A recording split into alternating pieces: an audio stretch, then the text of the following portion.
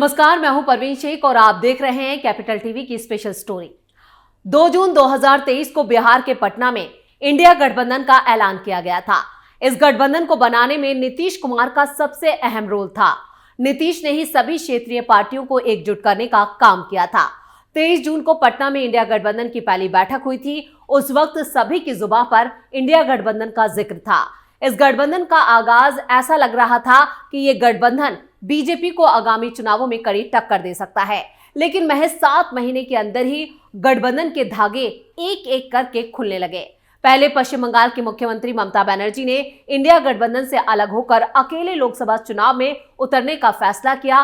वहीं अब गठबंधन के पुरोधा कहे जाने वाले नीतीश कुमार भी गठबंधन से अलग होकर एनडीए में शामिल हो चुके हैं, जिससे इंडिया गठबंधन के वजूद पर अब सवाल उठना लाजमी है। इस बीच खबरें ये भी आ रही हैं कि बिहार कांग्रेस के कई नेता एनडीए के संपर्क में हैं, तो वहीं कभी भी पार्टी से वो इस्तीफा देकर जेडीयू या फिर बीजेपी में शामिल हो सकते हैं। खबरें तो यहां तक हैं कि आरजेडी में बगावत के आसार दिखाई दे रहे हैं, यानी कांग्रेस और आरजेडी को अपने विधायकों को बचाकर रखना भी अब बड़ी चुनौती बन गया है। वहीं कांग्रेस के अध्यक्ष मल्लिकार्जुन खड़गे ने नीतीश पर निशाना साधा है। उन्होंने कहा है कि देश में आया राम गया राम जैसे कई लोग हैं। पहले वो और हम मिलकर लड़ रहे थे। जब मैंने लालू जी और तेजस्वी से बात की तो उन्होंने भी कहा नीतीश जा रहे हैं। अगर वो रुकना चाहता तो रुक जाता, लेकिन वो जाना चाहता है, इसलिए ये बात हमें पहले से ही पता थी। लेकिन इंडिया गठबंधन को बरकरार रखने के लिए हमने कुछ नहीं कहा।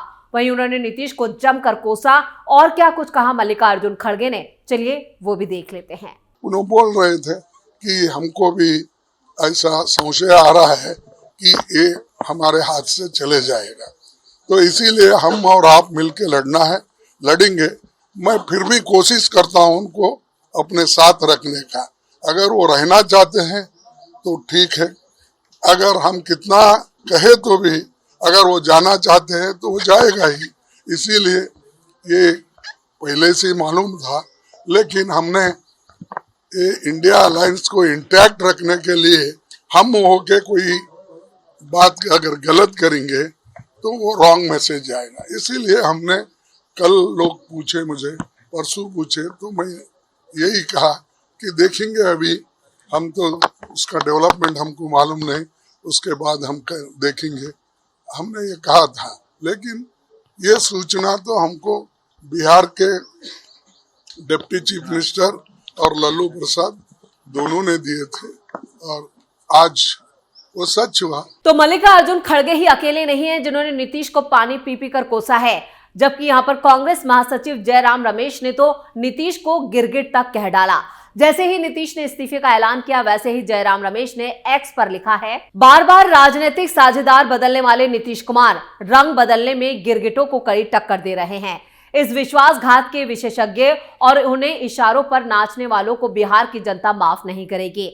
बिल्कुल साफ है कि भारत जोड़ो न्याय यात्रा से प्रधानमंत्री और भाजपा घबराए हुए हैं और उससे ध्यान हटाने के लिए ये राजनीतिक ड्रामा रचा गया है। इधर छत्तीसगढ़ के पूर्व सीएम और कांग्रेस नेता भूपेश बघेल ने भी नीतीश कुमार को आड़े हाथों लिया है। उन्होंने कहा, जिस तरह से उनकी गतिविधियां थी उससे लोगों को शंका थी कि ये बीच में गड़बड़ करेंगे। उन्होंने ही इससे कोई कमजोरी गठबंधन में नहीं आएगी, बस उनकी जो थोड़ी बहुत विश्वसनीयता थी वो भी खत्म हो चुकी है। और क्या कुछ कहा है बघेल ने नीतीश को लेकर, चलिए देखते हैं। देखिए, नीतीश कुमार जी ने शुरुआत की और जिस प्रकार से उनकी गतिविधियां थी, लोगों को शंका हो रही थी कि ये बीच में गड़बड़ करेंगे और उन्होंने किया। इससे कोई कमजोरी नहीं आएगी, बल्कि ये है कि नीतीश कुमार जी की विश्वसनीयता थोड़ी बहुत बची थी, वो खत्म हो गया। तो उसको हर मौका दिया, हर सम्मान दिया कांग्रेस ने।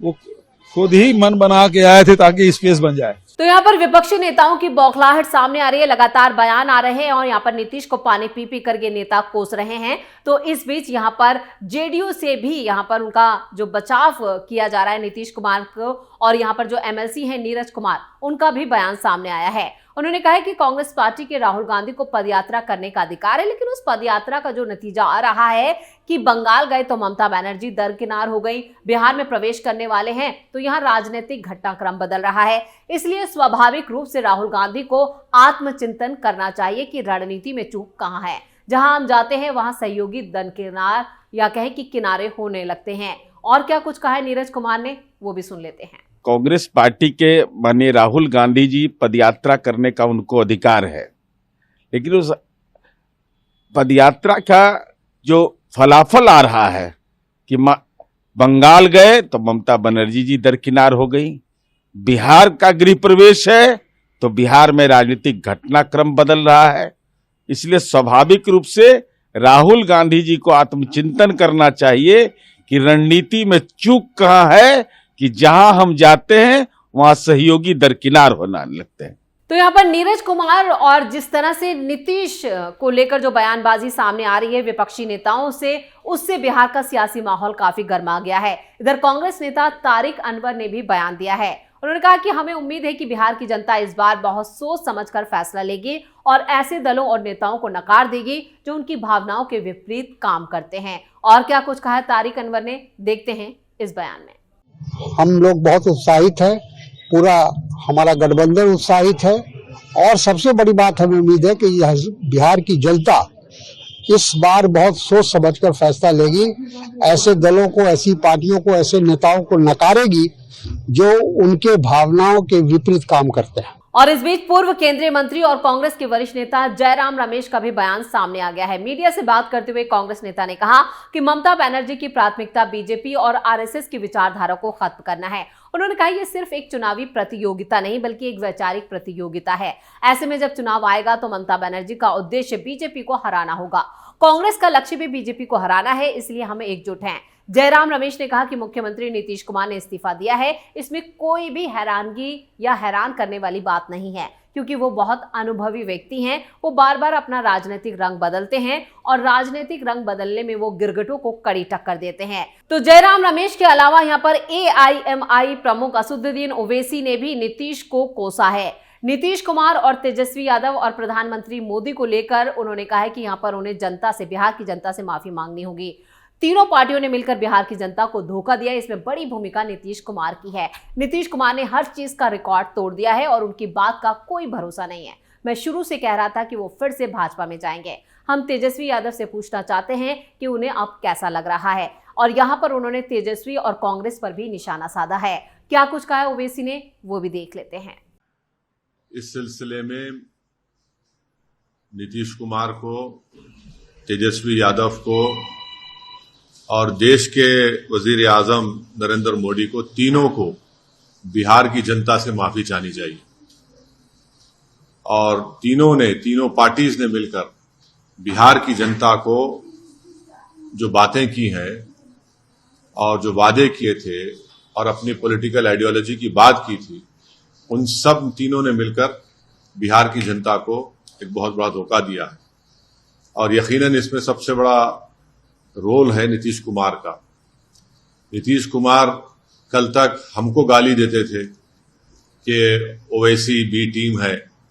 अब नीतीश कुमार को शर्म नहीं आती उसी जगह पर जाकर बैठने के लिए जहां पर हम पर इल्जाम लगाते थे। तो ये बयान जो है वो सामने आए हैं। लगातार विपक्षी नेताओं के हमने आपको बयान दिखाए, एक के बाद एक जो बयान आए हैं उन बयानों से साफ है कि विपक्ष इस वक्त बौखला गया है। जिस तरह से नीतीश कुमार ने इस्तीफा देकर एनडीए के साथ जाने का फैसला किया है, उसके बाद उनकी जमीन हिल चुकी है, या कहें कि बिहार में उनकी जमीन खिसक चुकी है। और इस सियासी जमीन को खिसकाने में सबसे बड़ी भूमिका नीतीश कुमार की है। और नीतीश कुमार को बचाने के लिए उनके नेता केसी त्यागी भी सामने आए हैं। उन्होंने कहा है कि हमें अफसोस है कि हमने कांग्रेस पार्टी को देश की राजनीति में स्वीकार्यता दिलाई। ये पार्टी राजनीति में अछूत हो चुकी थी। टीएमसी, आप, समाजवादी, सभी पार्टियों ने गैर बीजेपी और गैर कांग्रेस मोर्चे की कोशिश की थी। ये सिर्फ नीतीश कुमार ही थे जिनकी वजह से इंडिया गठबंधन बना और कांग्रेस को फिर से राजनीति में दोबारा स्थापित करने और सम्मान दिलाने का हमने काम किया। यानी उन्होंने नीतीश कुमार का बचाव किया है। और जिस तरह से यहाँ पर नीतीश की पूरी भूमिका रही है, उन्होंने साफ कहा है कि कांग्रेस को ही यहाँ पर नकार दिया गया था।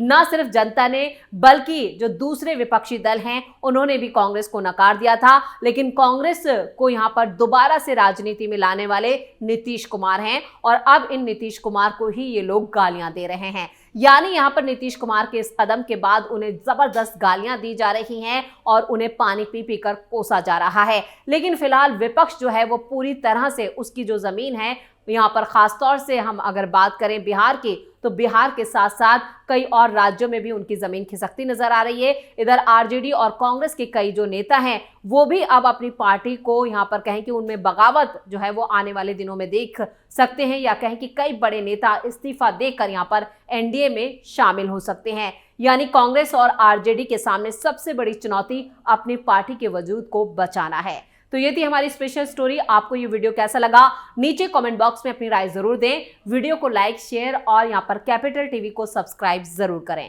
नमस्कार।